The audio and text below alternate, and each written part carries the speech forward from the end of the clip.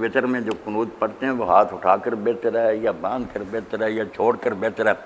خود امام ابو حنیفہ رحمۃ اللہ علیہ کے مذہب میں ریاض صاحب 3 قول ہیں۔ ان کے جو شاگرد ہیں بڑے جو قاضی تھے ساری سلطنت کے قاضی ابو یوسف، وہ ہاتھ اٹھانے کو کہتے ہیں، وہ کہتے ہیں یہ دعا ہے، یہ کوئی تلاوت تھوڑی ہے، دعا کا حق یہ کہ مانگے جس طرح بندہ مانگتا ہے۔ امام صاحب کہتے ہیں اللہ اکبر کہہ کے باندھ لے، باندھ کر پڑھے۔ اور امام محمد جو ان کے شاگرد ہیں جنہوں نے سارا مذہب ان کا مدون کیا، وہ کہتے ہیں نہیں جیسے رکوع کے بعد ہاتھ لٹکتے ہوتے ہیں پڑھتا جاتا آدمی اس طرح پڑھے۔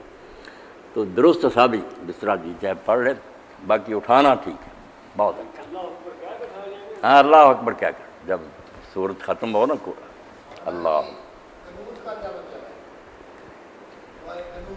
قنوت چوٹا ہے۔ ہاں قنوت جو ہے نا دعا تو دعا ہی ہے، قنوت عاجزی سے دعا، اس لیے یہ کوئی مخصوص دعا نہیں۔ یہ جو کہتے ہیں ٹیسٹ کرتے ہیں جب امیدوار کھڑے دعائے قنوت سناؤ، یہ بھی جہالت کی بات ہے۔ دعائے قنوت کون سی ہے؟ دعائے قنوت ہر وہ دعا ہے جو آپ عاجزی سے کر لیں، ربنا آتنا رب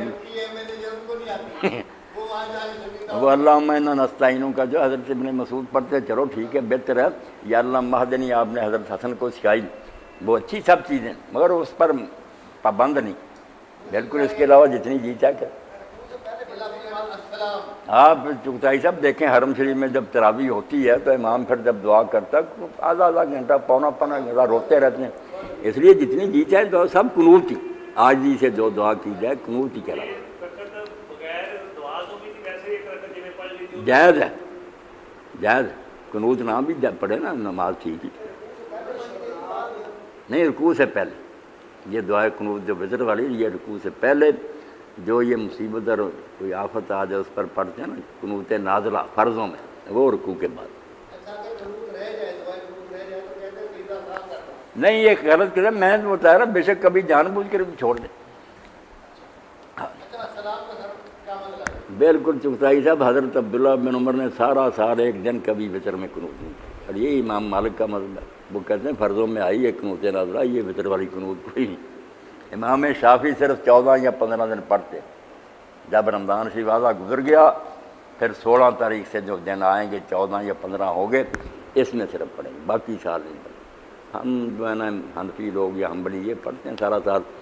اب حنفی کہتے ہیں یہ واجب ہے، چھوٹ جائے تو سجدہ صاحب، امام احمد کہتے ہیں نہیں واجب کوئی نہیں، اچھی بات ہے اگر کوئی پڑھے نام پڑھے یا چھوٹ جائے تو سجدہ صاحب کوئی نہیں، نماز درست نہیں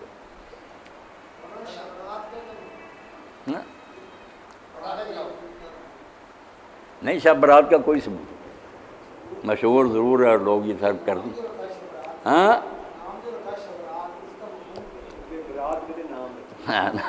نام کا خیر آپ سمجھ لیں کہ نام کیوں ہے، یہ دین میں اس کا صحیح کوئی ثبوت نہیں۔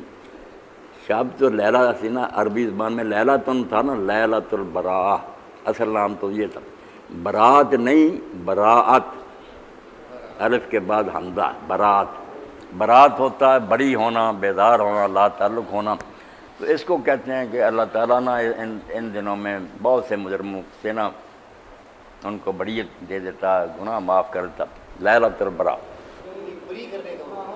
بری۔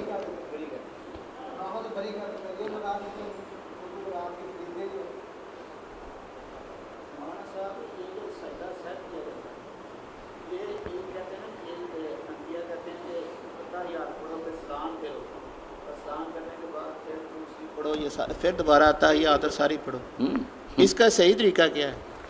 نہیں ارشد صاحب یہ انہوں نے کام غلط شروع کر دیا کہ پہلے تو غلطی ہوئی تھی نا نہ جانتے ہوئے، اب یہ جان بوجھ کر نماز کی شکل بگاڑ دی کہ اب یہ درود شریف رہتا ہے، دعا رہتی ہے، درمیان میں گھسیٹ دیا سجدہ صاحب، عبدو رسولوں کے بعد، یہ تو بالکل نماز کا حلیہ بگڑ گیا۔ اب یہی ہونا چاہیے کہ جو ہوگی غلطی ہوگی صبر کریں، نماز کو اینڈ تک پہنچائیں، جب مرحلہ سلام کا آ جائے نا درود شریف بھی پڑھا گیا، دعائیں بھی پڑھی گئیں، اب سلام باقی ہے، اس وقت دونوں میں سے جو کر لے ٹھیک ہے، کہ کسی طرف سلام نہ کہے، اللہ اکبر کہہ کر 2 سجدے کرے اور اٹھ کر پھر سلام پھیر، وہ سجدہ صاحب کا بھی ہو گیا اور نماز کا بھی ہو گیا، یا ہاں پھر اٹھ کر سلام پھیرنے، پہلے تو سلام پھیرا ہی نہیں نا، بغیر سلام پھیرے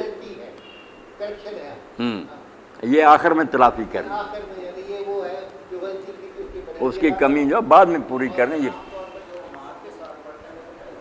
پھر کیا کریں جیسے وہ کریں ان کے ساتھ کر لیں، مگر دلیل نہیں ملی۔ جب ان سے پوچھا گیا نا کوئی جواب نہیں آیا کہ یہ درمیان میں کیوں شروع کر دیا تم نے، درود شریف دعا پڑھ کر کرنا چاہیے، نہیں نکلا ہی نہیں۔ اتنے عالم تھے یوسف الدیانی صاحب، انہوں نے لکھا سوالوں کے جواب نہیں کوئی جواب آیا۔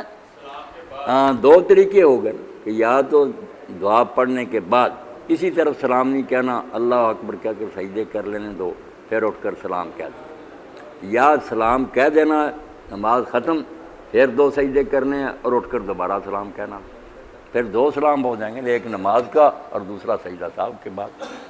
یہ دونوں ٹھیک، سلام سے پہلے سلام کے بعد دونوں حضور نے کیے۔ یہ جو ہم آخر میں سلام کہتے ہیں یہ کس کو ہم سلام کہتے ہیں؟